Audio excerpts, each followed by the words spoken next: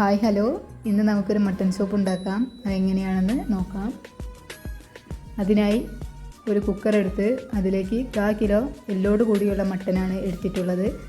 അതിലേക്ക് ആവശ്യാനുസരണം ചെറിയുള്ളി, ഇഞ്ചി വെളുത്തുള്ളി ചതച്ചത്, കറിവേപ്പില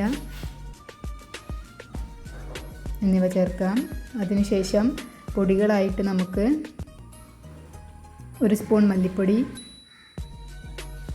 1/4 ടീസ്പൂൺ മഞ്ഞൾപ്പൊടി,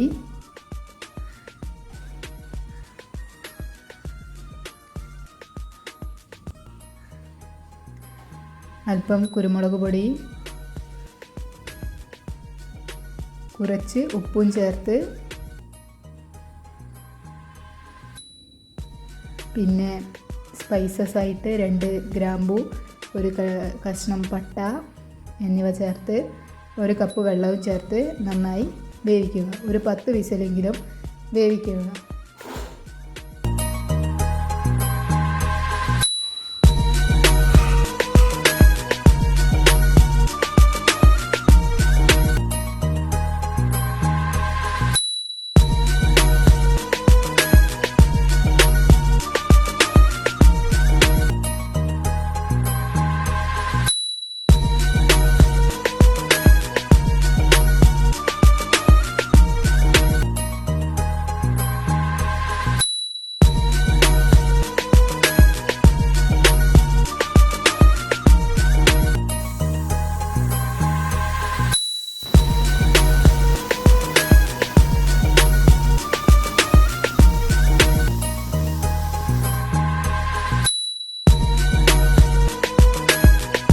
നമുക്ക് 10 വിസിലുകൾക്ക് ശേഷം തുറന്ന് നോക്കാം. അടിപൊളിയായ മട്ടൻ സൂപ്പ് തയ്യാർ.